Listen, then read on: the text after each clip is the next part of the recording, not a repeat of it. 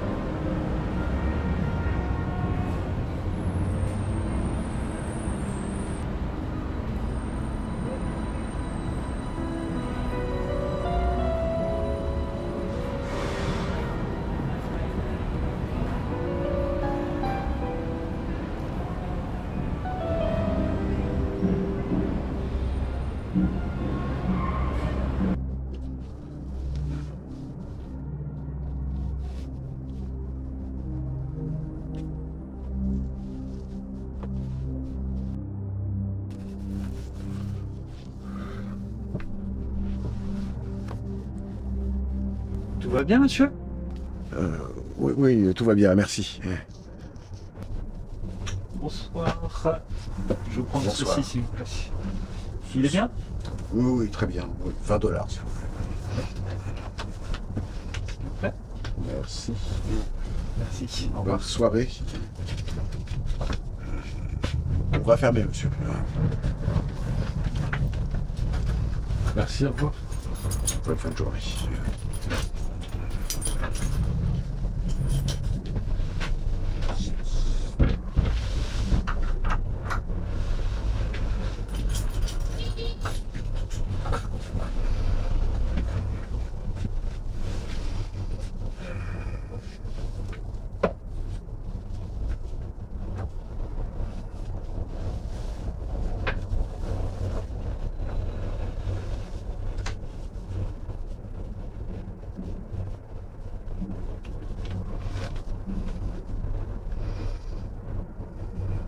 Cher docteur Willett, je dois vous révéler ce que je viens de découvrir au cours de mes dernières fouilles dans le vieux cimetière antique de Salem. Les écritures cunéiformes de l'étrange bas-relief du lot 238, exhumé il y a un mois, psalmodié par d'habiles incantations sous la pleine lune, peuvent, comme l'avoir prédit le troisième livre des Trépassés, le Nécrodex, Dance Heroic, dit le russe dingue de Saint-Pétersbourg, ressusciter les monstres animaux de l'ancien monde à partir des scènes essentielles de l'humaine poussière. La porte du temps décrite dans l'un des chapitres de cet ouvrage maudit peut désormais faire surgir des dessins les plus inconcevables. Je vous avoue que ma raison semble depuis quelques jours très affectée par cette découverte et je crains que dans les semaines à venir, ma santé ne se dégrade. Ayant toute confiance en vous et ne souhaitant aucunement que ce secret tombe entre de mauvaises mains, j'ai décidé de vous confier mon journal dans lequel les écrits démoniaques du bas-relief sont reportés.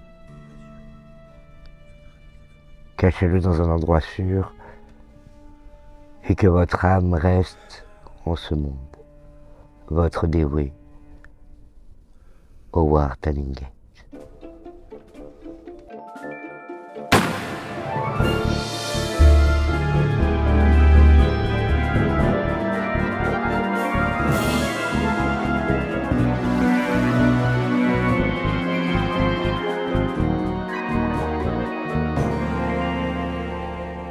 Je m'appelle Billy O'Bannon.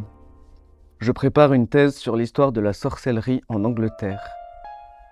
Il y a une semaine, je suis tombé sur un article du Daily Telegraph qui décrivait des faits très étranges à Eldon, une commune de 144 âmes près de Cambridge. Le papier parlait d'un ancien médecin au comportement bizarre. Il pratiquait, selon certains habitants, des rites occultes. Pour en savoir plus sur cet homme et les faits troublants qui se seraient passés dans ce village, je fis 3 heures de route en voiture à travers la campagne. Le maire d'Eldon me conseilla d'aller questionner le vieux gardien du cimetière, Horace Whittleman. Alors que j'allais à sa rencontre, je ne me doutais pas une seconde que ce vieil homme allait me raconter une histoire à glacer le sang.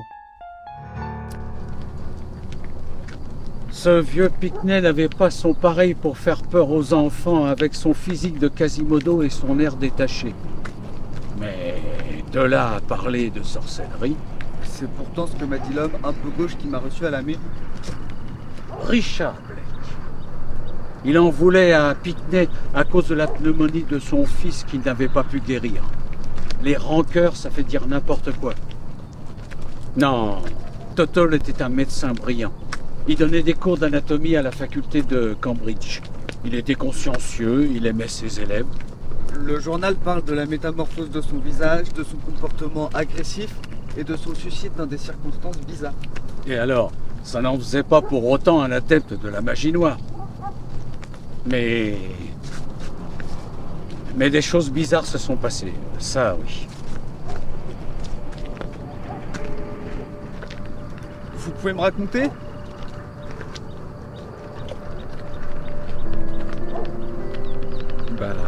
Tout a commencé, attendez, c'était pendant l'hiver 1990, oui c'est ça.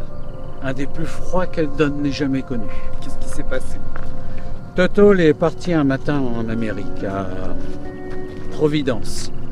C'était pour régler la vente d'une maison appartenant à son grand-père maternel décédé, je crois.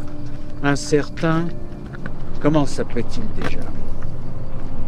Ah oui, Howard Tillinghast. Tillinghast, l'archéologue de Salem ? Un archéologue, oui.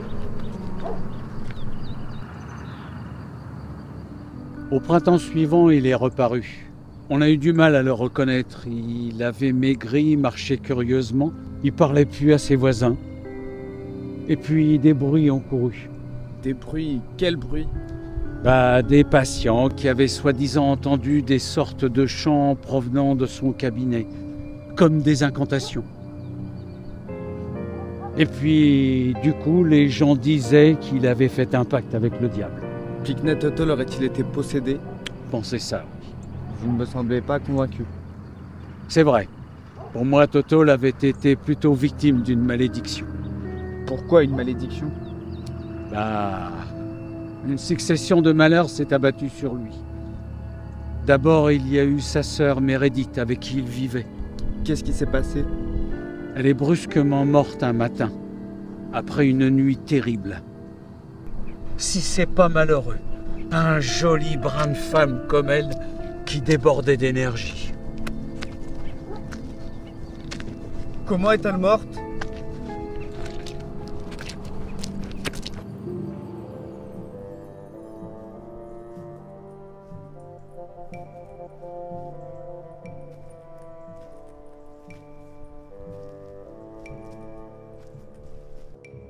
Voilà, c'est là, la dernière demeure du docteur Pickney Tottole.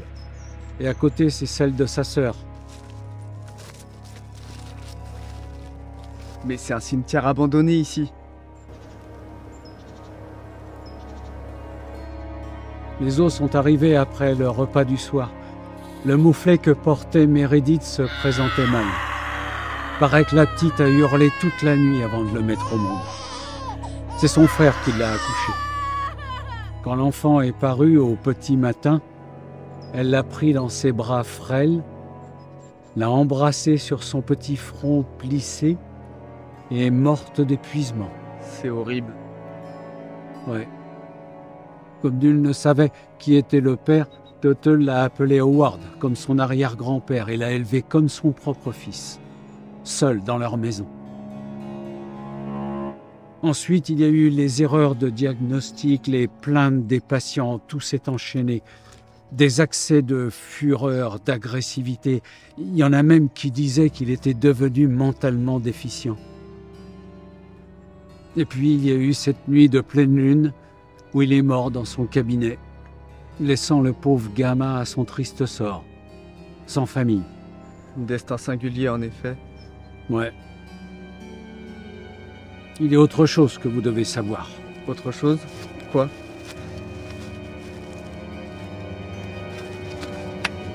Venez, pas ici.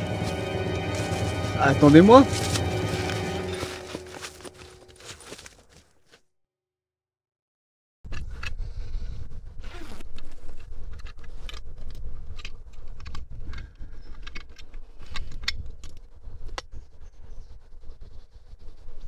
C'est un sacré pays ici, vous savez. Mystérieux, envoûtant, un vrai pays de solitude. Ces plaines à perte de vue, elles vous enivrent, comme les bonnes femmes. Elles vous rendent cinglé parfois. Vous vouliez me confier autre chose? Ah, oui, le jeune policier qui a fait les premières constatations. Eh bien? C'était mon neveu, Maverick. Il s'est confié à moi à l'époque. Ah oui? D'après l'enfant, Tuttle se serait enfermé dans son cabinet la veille de sa mort sans manger. Puis dans la nuit, il aurait entendu une voix grave qui récitait des mots. Une voix de monstre, qu'a dit le gosse. Qui récitait des mots, des incantations? Le môme serait descendu et il aurait vu des lumières sous la porte et entendu comme un coup de feu. Oui, il s'est suicidé. Ça, c'est la version officielle. Parce qu'il y a une autre version de la mort du médecin? Le cabinet était fermé de l'intérieur et la clé dans la serrure. Mon neveu a forcé la porte et quand il est rentré dans la pièce, il n'y avait personne. Oui, personne. Personne? Personne, je vous dis. Pas de cadavre, rien. Ah, si, il y avait un tas de cendres jaunâtres et poisseuses sur le bureau et une odeur pestilentielle envahissait la pièce. Une odeur de mort, qu'a dit Maverick. L'odeur de la mort. Mm. Mais il n'aurait pas pu passer par la fenêtre ou par la cheminée? La fenêtre était verrouillée de l'intérieur. Quant à la cheminée, les l'âtre étaient trop exigus. Je comprends pas. Comment... Mais il n'y a rien à comprendre. Rien. Le juge qui a fait l'enquête n'a rien compris, lui aussi. Il a lancé un avis de recherche, en vain. Mais vous, qu'est-ce que vous en pensez? Quoi? Qu'est-ce que vous voulez me faire dire? Que par un tour de magie noire, le vieux Tuttle se serait transformé en un vulgaire tas de cendres? Par tous les saints, ne me demandez pas de croire à ces balivernes. Ça, non. Mais cette tombe alors? Cette tombe? Le maire et le croque-mort m'ont amené son cercueil une semaine après. Ils m'ont demandé de ne pas poser de questions et de le mettre en terre dans l'ancien cimetière de la commune, à côté du caveau familial. J'imagine qu'on y avait mis les cendres. Enfin, vous voyez ce que je veux dire à l'intérieur. Ne me demandez pas ce qu'est devenu le jeune Howard, j'en sais foutrement rien. Tout ce que je sais, c'est qu'il aurait été mis dans une famille d'accueil dans le Nord, je crois. Oui, c'est ça, dans le Nord. Et ensuite, on n'en a plus jamais entendu parler.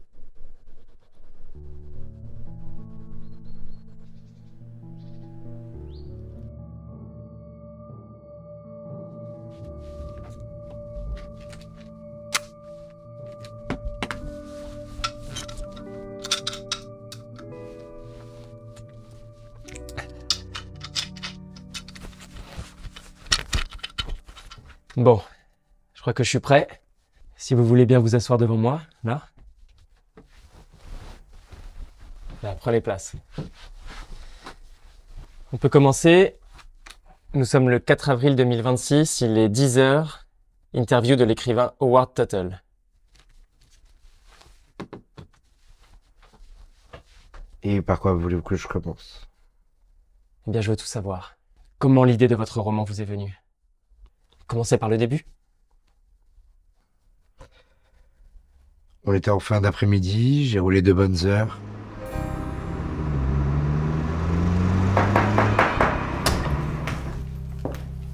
On m'accueillit dans le hall d'un château du 18e, après m'avoir demandé ce Veuillez me mot de suivre. passe ridicule que je reçus la veille par mail. Croque.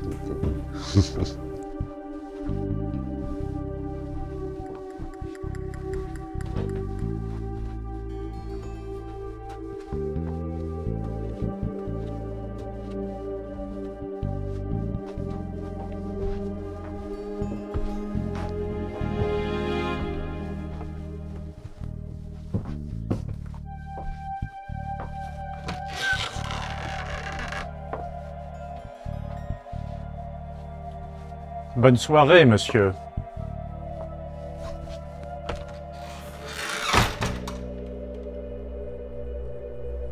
Trois hommes et deux femmes attendaient dans le salon Louis XV. Il y avait un silence de plomb et je me demandais pourquoi ils me fusillaient des yeux Ah, comme venez. ça quand... Venez, mon ami.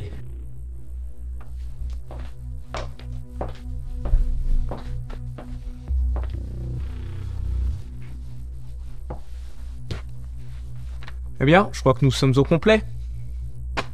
Oui, vous avez raison. Je pense qu'il serait maintenant opportun de se présenter un par un. Puis-je commencer? Bien sûr, chère madame. Docteur Mary Cartridge, professeur de physiologie à la chaire de Cambridge. Je travaille sur les aberrations fonctionnelles du corps humain. Abigail Bird, psychiatre à l'hôpital d'Oxford. Mes travaux portent sur l'influence des drogues sur le cortex cérébral. Roy Dickinson, docteur en ethnologie, spécialiste des langues tribales d'Afrique et d'Asie. Belisaire Steele, astrologue et docteur en sciences occultes. Quant à moi, je suis Aston Willett, fils d'Amos Willett et chirurgien du cerveau à l'hôpital de Brighton. Bien. Il ne reste plus que vous. Voulez-vous bien nous dire qui vous êtes? Vous êtes Howard Tuttle, n'est-ce pas? Écrivain de littérature fantastique matérialiste, influencé par l'œuvre de Lovecraft que vous admirez? C'est exact, chère madame. Mais... Mais alors que faisons-nous tous autour de cette table? Nous y avons tous été conviés, vous le savez bien. Moi, j'ai reçu un mail il y a une semaine. Moi aussi, je l'ai reçu cet email. Le mien disait qu'on nous révélerait des résultats de travaux. Des travaux scientifiques, de la plus haute importance en physiologie humaine. Qu'est-ce que cela veut dire? Le mail était signé. Un confrère. Nous sommes bien avancés. La question est... Pourquoi nous avoir choisi nous? Eh bien, j'imagine que nous avons tous un point en commun qui nous rassemble ici aujourd'hui. Un point commun? Mais lequel? Nos recherches. Le point commun, ce sont nos recherches. C'est une possibilité. Mes recherches n'ont rien à voir avec les élucubrations d'un astrologue. Encore moins avec un écrivain pour adolescents, soyons sérieux. Il est bon ce merlot.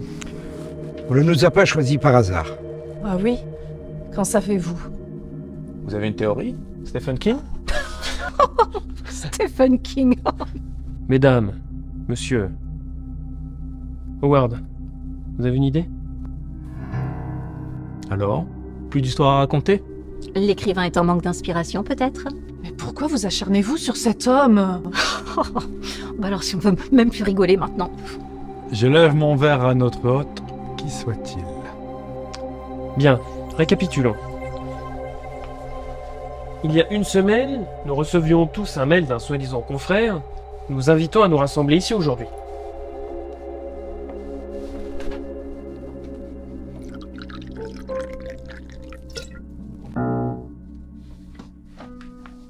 Quelques brèves indications nous ont été données quant à la découverte d'un sujet d'une importance scientifique.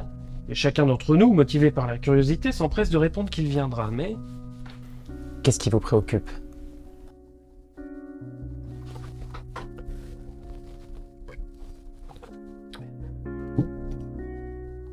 Vous êtes sûr de vouloir connaître la suite? Absolument. Mais oui, bien sûr! Quoi? Eh bien, nous avons tous un rapport de près ou de loin avec... Avec l'irrationnel.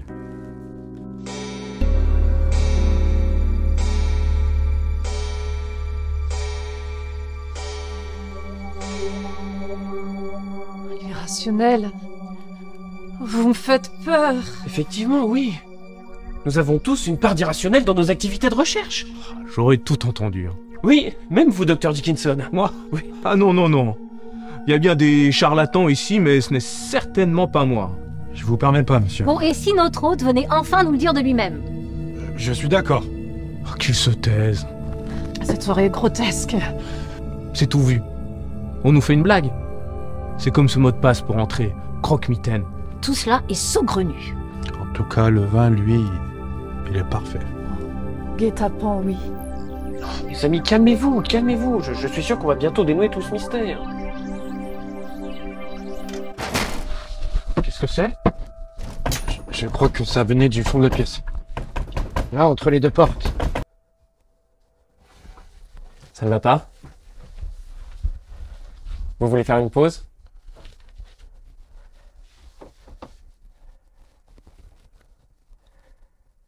Continuez. Le lendemain matin, au réveil, j'en tremble encore.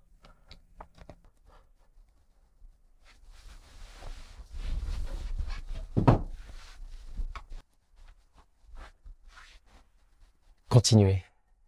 Qu'avez-vous vu? Les lecteurs doivent connaître tous les détails, vous comprenez? Ils doivent savoir comment vous êtes devenu l'écrivain le plus populaire de la littérature fantastique. Alors dites-moi ce que vous avez vu.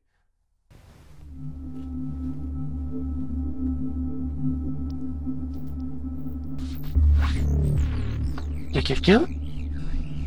Mon Dieu, on va tous mourir.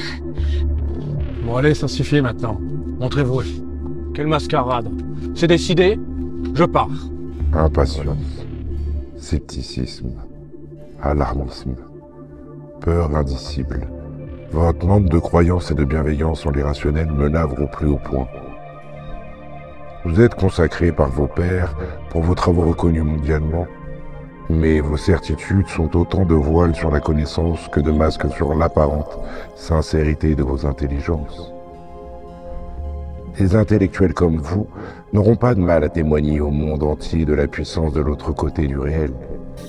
Celui que connaissent les grands anciens, qui vivaient ici même avant que le monde soit corrompu par la main de l'homme. Regardez-moi. J'ai disparu de ce monde il y a longtemps. Et je suis pourtant là devant vous ce soir, devant toi, Howard. Voyez. Et repensez votre conception du monde. C'est impossible. Tu es mort.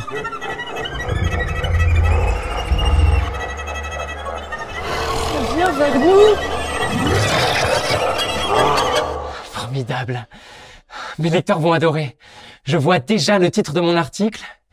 Howard Total a puisé l'idée de son nouveau best-seller dans l'un de ses cauchemars.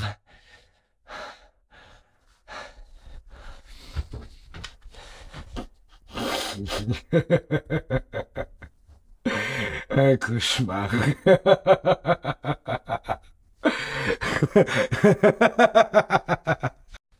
Un cauchemar.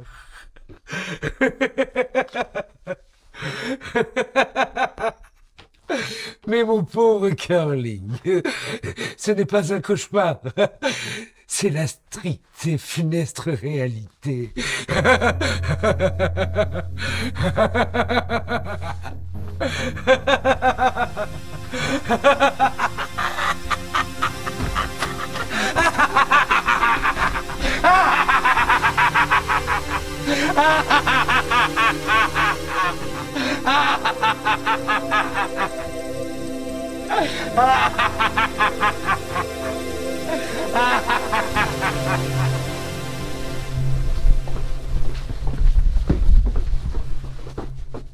Dr. Phillips, Dr. Phillips. Qu'y a-t-il, Miss Daniels? Chambre 7. 60 mg du diazépam, en intraveineuse.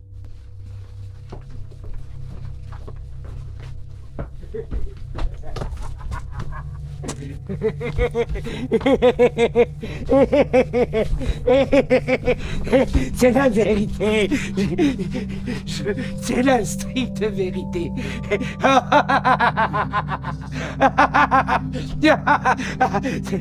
C'est la vérité. Je vous le dis, c'est la vérité.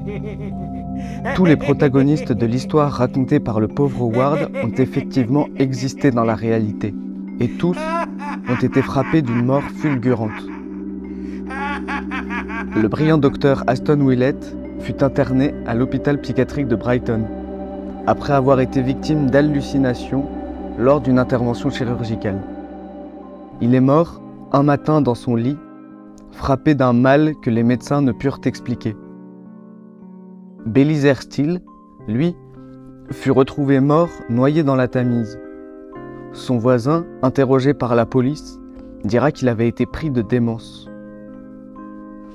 En ce qui concerne Mary Cartridge, elle se défenestra un soir du 6e étage du Royal Hospital de Londres, où elle avait été admise pour neurasthénie. J'ai appris que Roy Dickinson et son mauvais caractère furent confiés aux bons soins de la prestigieuse Psychiatric Institute du Devonshire pour psychose aggravée. Insupportable avec le personnel, il fut transféré dans une unité de santé spécialisée dans le nord de l'Angleterre. Il décéda 3 jours après. Enfin, la police retrouva Abigail Bird, morte dans son laboratoire. Elle s'était administré une surdose de drogue qu'elle expérimentait sur ses patients. Ces décès avaient-ils un lien avec l'histoire décrite par Howard? Nul ne le sut jamais. Quant à moi, le destin m'a plutôt souri car, ironie du sort, je reçus une mention à mon doctorat en sciences occultes, en relatant cette étrange histoire au jury devant lequel je soutenais ma thèse. Je repense souvent à Howard Tuttle, aux circonstances de sa naissance, à son histoire, aux faits qu'il a confiés à Bob Curling, s'ils furent le fruit de son imagination ou s'ils se sont réellement passés. Au fond, peut-être que cette histoire n'avait de rapport qu'avec tout ce que la raison humaine ne peut expliquer, ce qui est contraire ou inaccessible à cette faculté qui nous permet de juger et agir selon des principes de compréhension, d'entendement, d'esprit ou d'intelligence. Peut-être que cette histoire ne fut qu'un tour joué par la chose qui m'obséderait désormais tout au long de ma carrière, l'irrationnel.